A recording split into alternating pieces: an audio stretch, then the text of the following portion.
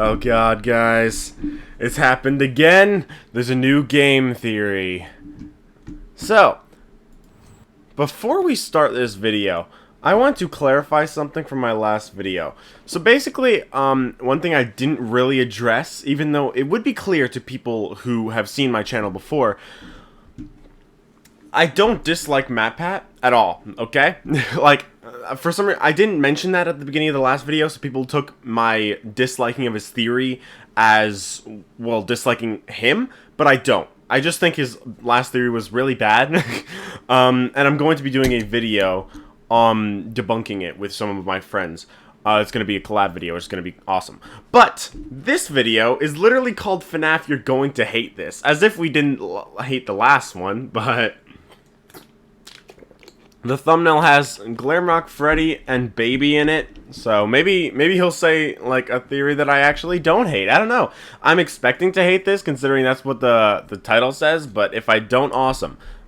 I'm not like, I'm going to hear him out, obviously, as always. A lot of people thought that in my last video I wasn't hearing him out. Of course I was. Otherwise I wouldn't have done the reaction in the first place. I just want to see what he's trying to say, and if he says something bad, I'm going to point it out. If he says something that's, like, that contradicts something, and I recognize how it contradicts something, then I'll point it out. That's how reactions work. That's how my reactions to game theory videos work, okay? So, obviously, it's just a theory. But if it is factually incorrect, then I'm going to point that out, you know? And I'll probably do another video responding to this one, if it is bad. If it's not, then I won't, obviously. But I just wanted to clarify that. I don't dislike MatPat, and I'm not, like, prejudged on all his theories. He is a good theorist in some aspects, just some of his theories aren't good. And because they're just theories. I can understand, like, where he derives some of this stuff from, but I also don't realize how he doesn't see the flaws in certain areas. But I mean, that happens to me sometimes too. I make theories sometimes where I don't realize that there's flaws until I actually make it and people let me know. But with all that being said, I just want to get to reacting to this. I've already wasted some time, but it's okay. Let's watch FNAF. You're going to hate this. FNAF Security Breach. Let's go.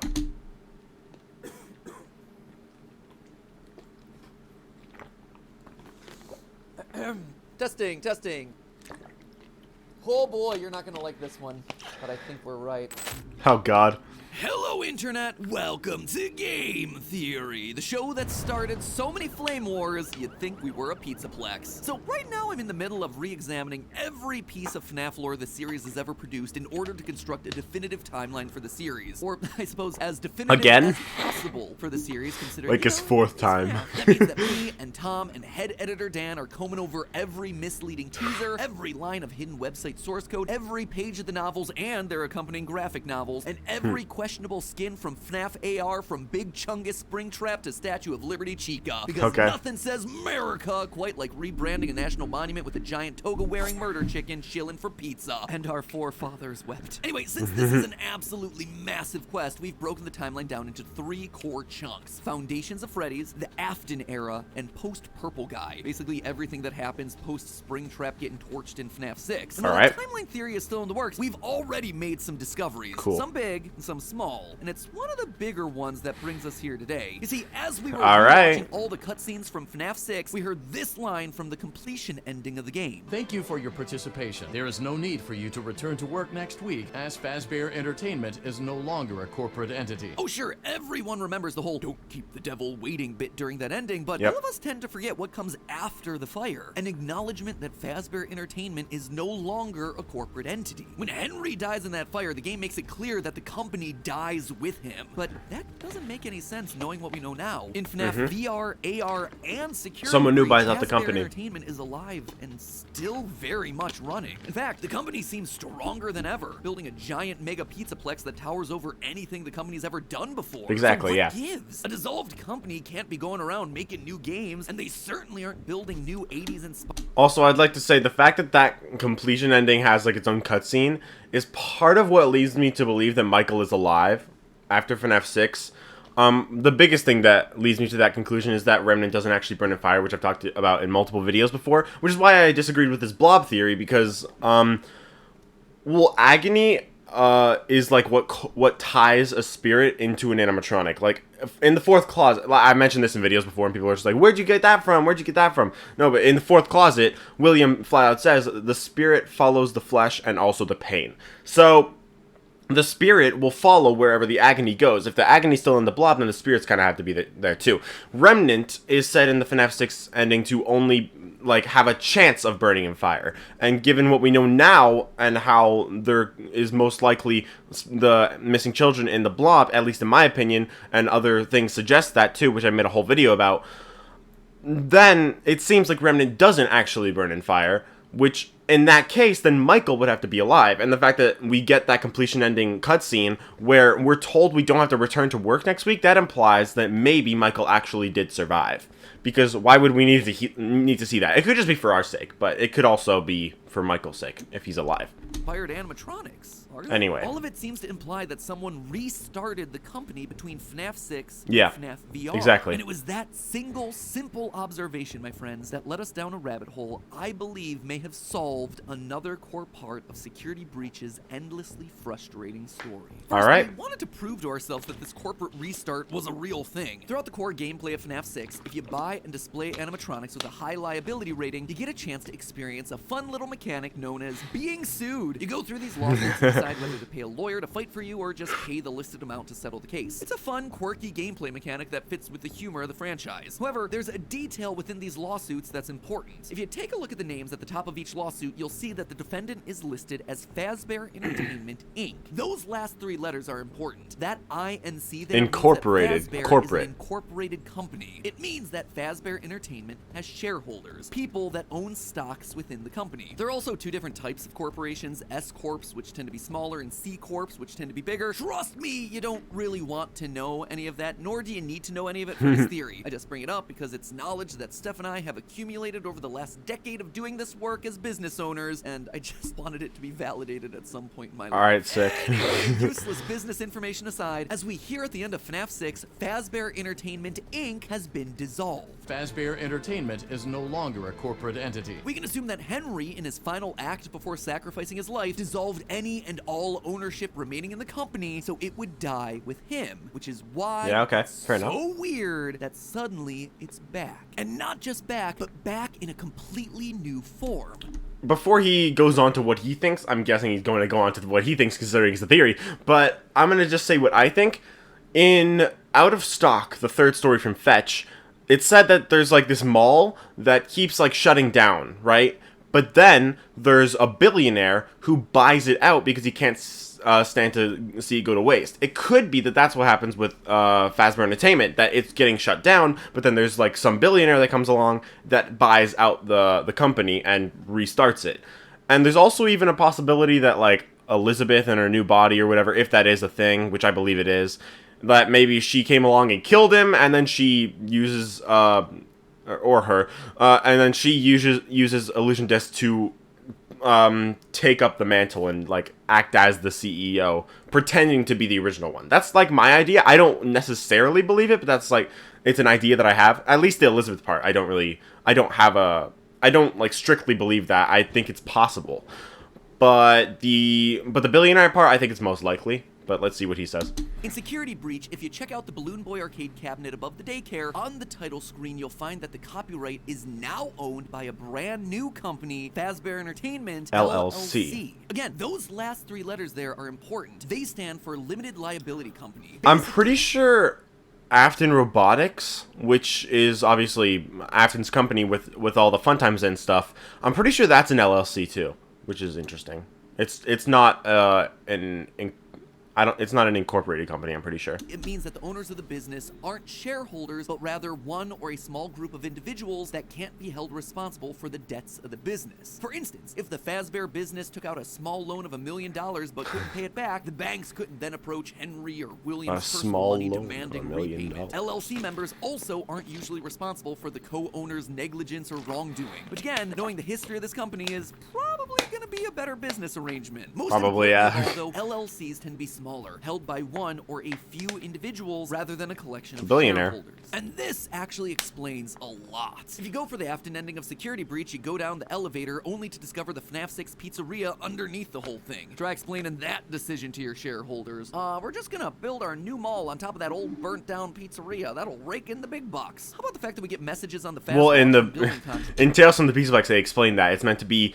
It was supposed to be rebuilt at repurposed as like a museum kind of thing to the old Freddy's locations, but then with the Endo situation killing all the people and stuff, then the project was shut down and it was just buried. Contractors concerned about building a giant mall over the equivalent of a sinkhole. Again, this doesn't feel like something you'd be able to do if the company had shareholders, but if the business is owned by a single individual, they could essentially do whatever they wanted. They don't have to answer to anyone. In short, there is strong evidence to suggest that someone has restarted the Fazbear brand under this new corporate entity. But who would do that? Why would they do that? Was I just chasing down a lead that didn't matter? No, because I wasn't the only one asking the question. In December of 2021, this book was released. The Oh, FNAF jeez. Ultimate Guide. Basically your one-stop shop for anything important to the franchise, written by the man himself, Scott Cawthon. And only Scott Well, Cawthon. This thing is not really. robust. It contains every scrap of dialogue, every game mechanic, a summary of every Fazbear fright, and a description for practically every one of the nearly 150 characters introduced into the franchise. Yet If somehow ain't it still here, manages probably to ain't be worth your brain horrible. space. And if the book It still manages to be wrong on so many occasions.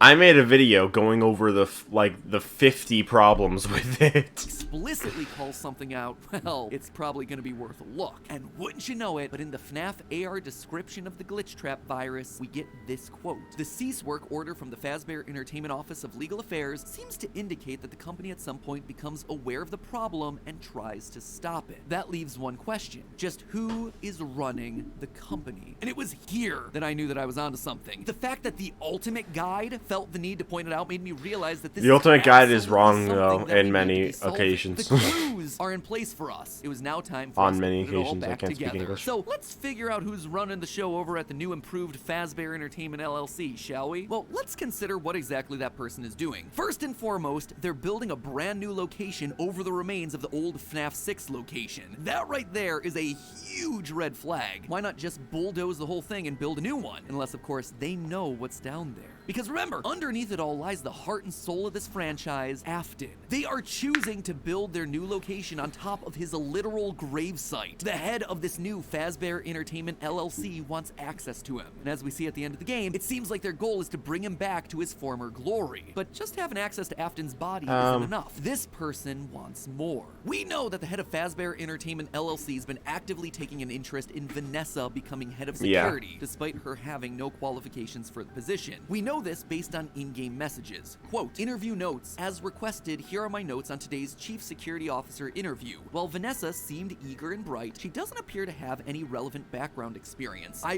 realize the recommendation came from the top, but we need someone who's run security for a facility of this scale. I do not recommend her for this position. Based on this email, Vanessa should have never gotten the position, but note that it's marked for deletion. Someone wanted to hide the poor interview performance. Someone at the top. In yet another email, we see this. Quote again, new hire summary, head security guard, no prior qualifications, internal reference, name withheld. The person putting Vanessa forward for the job is trying to stay anonymous. But hold on, why would someone want to hire Vanessa despite her limited experience? Well, the only really special thing about her is that she's possessed by glitch trap. So if someone's trying to bring Afton back, preserving his body underneath the Pizzaplex, it makes sense to get someone into the Pizzaplex who houses the only other part of Afton that remains, his consciousness, in the form of the glitch trap virus. But who would possibly want to bring a serial killer back to life? I mean, think about what this person has done. They've restarted an entire company, they've hired third parties to scan old circuit boards, they've rebranded the franchise, built a mall, and then doctored emails to hire someone, all in an effort to resurrect Afton. Who would do that? Who would go to that level of extreme? Can't be Vanessa, she can't hire herself. Can't be Michael, he's always trying to get rid of Afton. Can't be Henry, he dissolved the company in the first place. Can't be... Unless...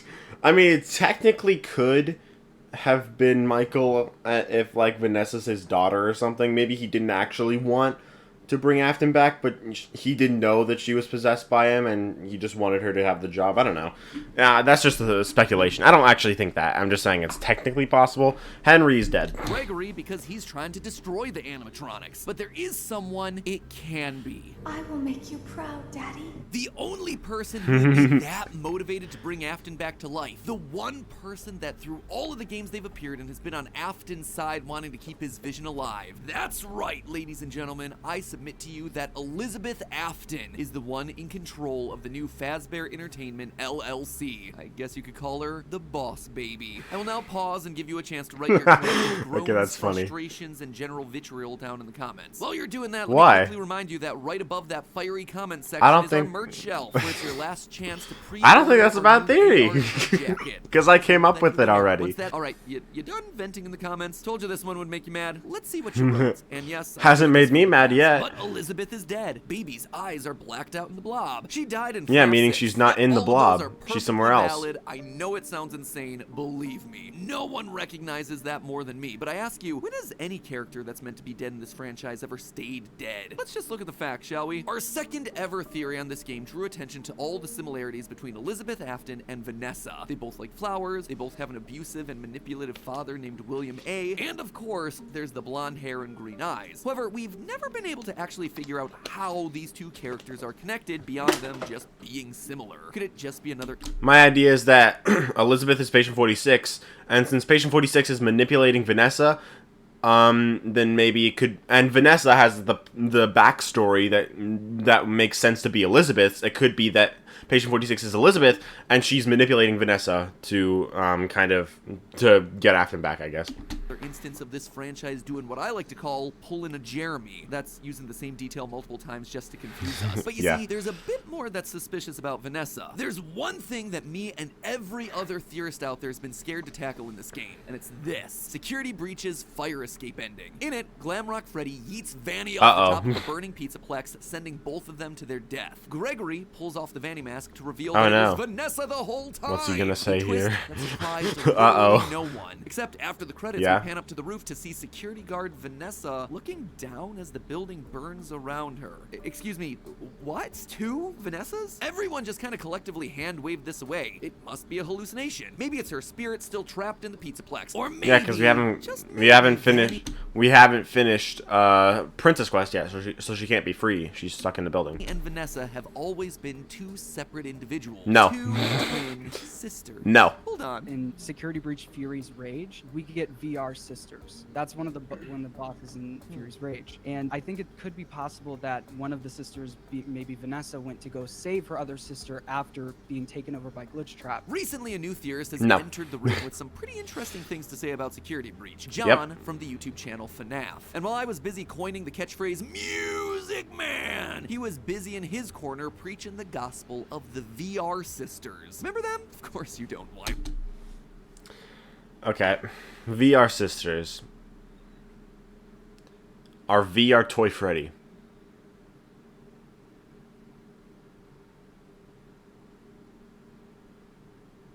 Would you? So let me refresh your memory. In case you've forgotten, Security Breach got delayed a lot. I mean, a lot. I didn't So forget. At one point, Scott Cawthon, worried that the fan base would be upset about the repeated delays, decided to release a short little meme game to tide us all over. A beat-em-up title called Fury's Rage. The fan base, when they find out that I have to delay the game again, they're gonna kill me. What am I gonna do? I know.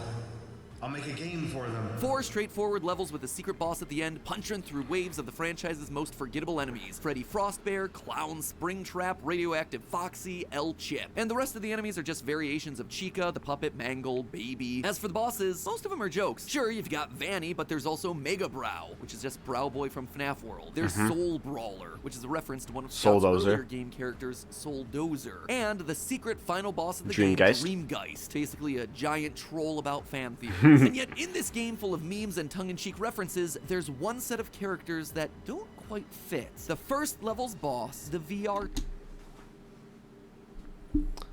They're VR Toy Freddy, though. Most of the other enemies are skins from FNAF or from FNAF AR. VR Toy Freddy has 2 different forms. 1, orange. 2, purple. Oh, hey, what do we see here? you see purple and, well, yellow, but still similar colors. They see that they're the different. They're VR Toy Freddy, okay? They're two stages of VR Toy Freddy. That's all they are. And they're wearing VR headsets, just like VR Toy Freddy. That's all they are, okay? Sisters. They're the only truly original characters for this game. Literally everyone else you can point to and understand what the reference is. Now that is weird. Why would Scott put the time and effort into designing them, coming up with a name, and purposely putting them in there for us to look at if they weren't important in some way? With Vanessa being taken over by the glitch trap virus in FNAF VR, makes sense for this to be in relation to her in some way. She's a VR sister. And then her having a twin sister would explain why there could be a second Vanessa at the top of a burning building during the ending. What is it that John's been Just saying her lately in his spirit, theory dude. vids? Need more proof? Yeah, I do. You probably do too. Luckily, I have it for you. Once you get to level 4 of Fury's Rage, you find yourself in some sort of factory surrounded by conveyor belts and magnets holding up humanoid That's parts and robot service from torsos. Security In Breach. the end, you fight Vanny and the game ends. But wait, before you get to the boss battle, there's one very crucial detail in the level that everyone overlooked. An orange I didn't overlook it. female figure sitting inside. I've seen enough sci-fi to know that that right there is a birthing pod, and the figure inside looks an awful lot like Baby from the Fourth Closet graphic novel. That's right, friendos, it's time once again for everyone's Eleanor. favorite segment. Matt Pat uses the lore of multiple FNAF books Or to both. explain parts of the game that make no sense. In the Fourth Closet, Baby's origins take a weird turn. She's actually a robot built by Henry to help replace his daughter Charlie after her death. You see, Henry creates a robot for each stage of his daughter's life: toddler, child, teenager, and finally adult. In his mind, this would allow her to grow up with everyone else around her. And this gave us our first confirmed instance of robot kids being a thing inside of the series. Robots that are capable of bleeding, eating, feeling cold. And here's the weirdest twist of them all. Baby is the final adult form of Charlie, which, let's just say I have some strong feelings about. People hate when I talk about the books. The books tell you the rough guidelines or rough rules of the universe. When you look at the books, and there's this repeated thing of creators building robot kids. Okay, well, apparently that's fair game. And then to take it one insane logical step further and say, not only are they building robotic versions of kids, but multiple versions of robotic kids at different ages, I would say you are insane. That's so stupid. It is a weird thing for them to do, and it challenges realism to such an absurd degree. Yeah.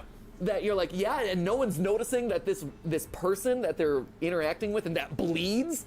Again, because they bleed in the books, that bleeds, no one is noticing that this person doesn't age, but is still also eating in order to survive, but is also like perfectly passable as a human in every other way, shape, and form. That's crazy. And then the books layer on, and it's also Baby, who is a robot clown. And you're like, that's so stupid. I feel like no wonder people think that the theories that we produce are insane, because it is, but we're just telling you what the books say. Welcome to the books, I guess. What's also interesting is that in the books, it's Completely clear that fair previous in versions that of the case, robot humans but don't have still. to stop working or die in order for newer, more grown-up models to activate. Both teenage Charlie and adult Charlie, aka Baby, are walking around, totally sentient with their own goals and motivations. One wanting to live a normal life, completely unaware that she's a robot, and the other looking to kill children in service of William Afton, bitter because she's a robot. Sounds a lot like the relationship between a certain young security guard and her twin sister Murder Rabbit. Now, while we have no evidence to really support Charlie being rebuilt in the game lore like she was in the books, it does seem like Elizabeth may have multiple sisters of herself running around. In the words of John, who first proposed this one a year ago, It could Sisters. be very well possible that once Elizabeth died,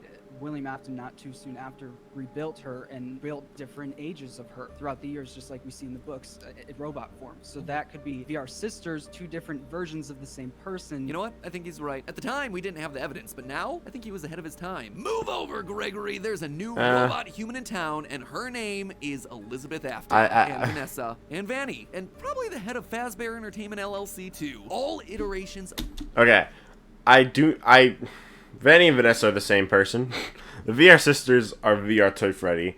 Elizabeth, like, being a robot, sure, but I feel like it's more like Henry maybe did make the Charlie bots in the games, but Elizabeth, once the fire went out, her like circuit boards were somehow taken to the Charlie bots, to the fourth Charlie bot, and she used that body. Maybe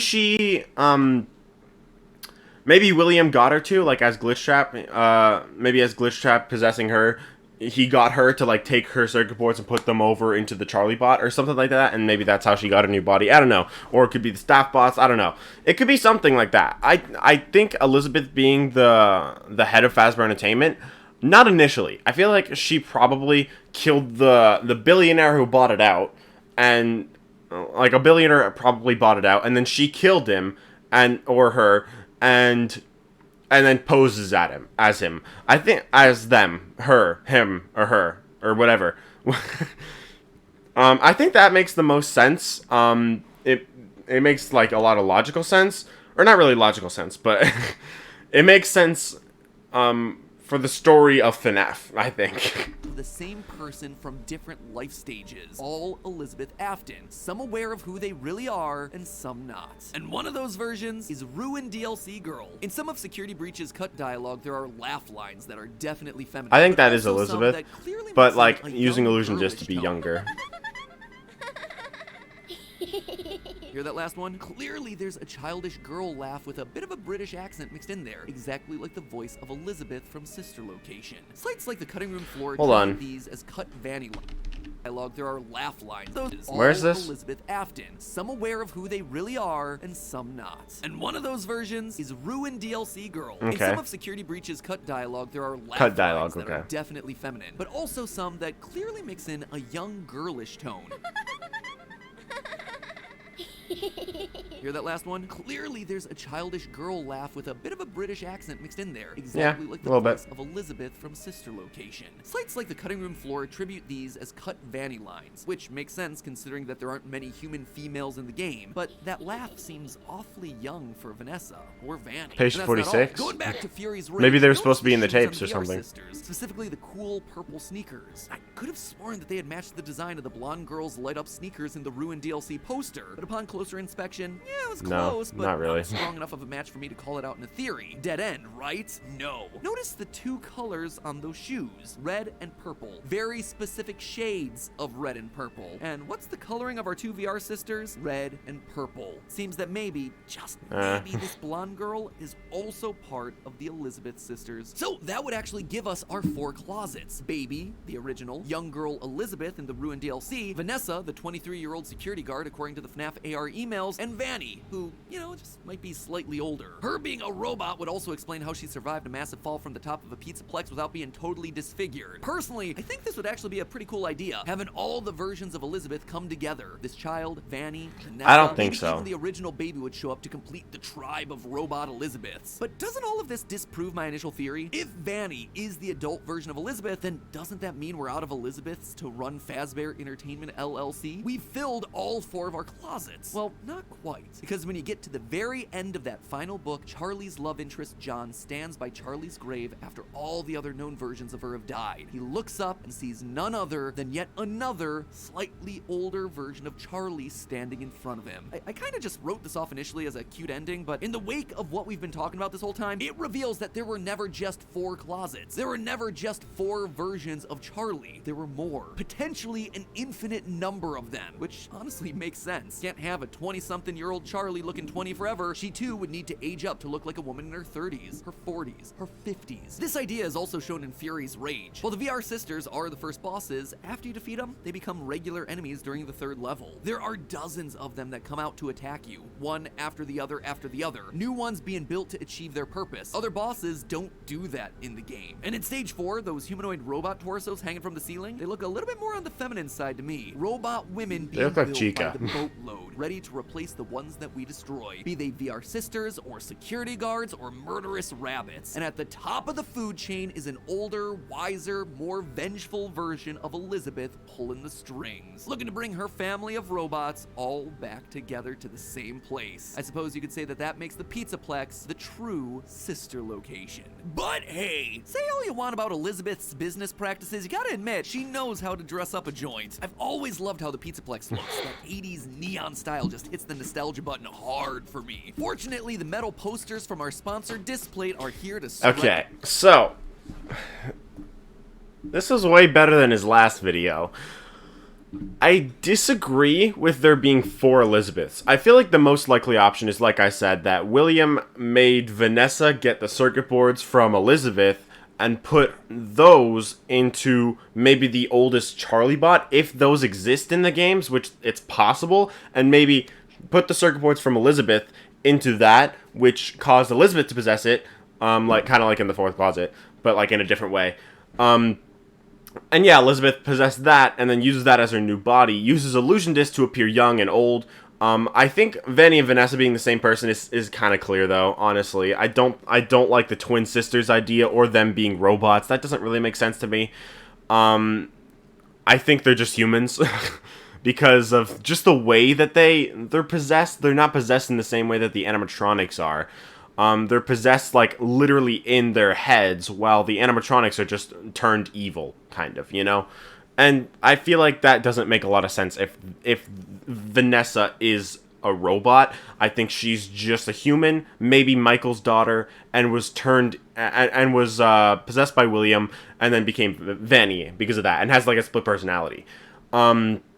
Patient 46, I think, is Elizabeth now manipulating Vanessa to get what she wants, and maybe killing the billionaire who could have bought out the Freddy Fazbear's Pizza brand. Because, like, how would Elizabeth have been able to do that? You know what I mean? That doesn't really make sense. So maybe the billionaire was killed by Elizabeth.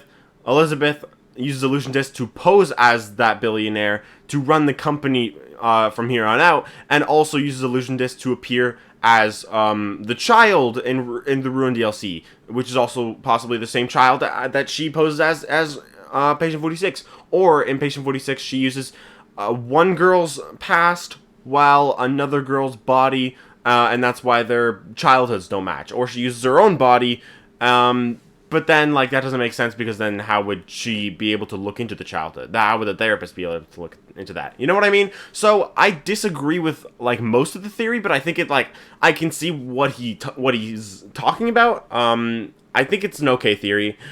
It's better than his last one by a landslide. But I'm gonna end the video there. I hope you guys enjoyed. Let me know what you guys think of this theory, and I'll be doing my debunking of that other theory eventually. But yeah, I'll see you all in the next video. Bye, guys.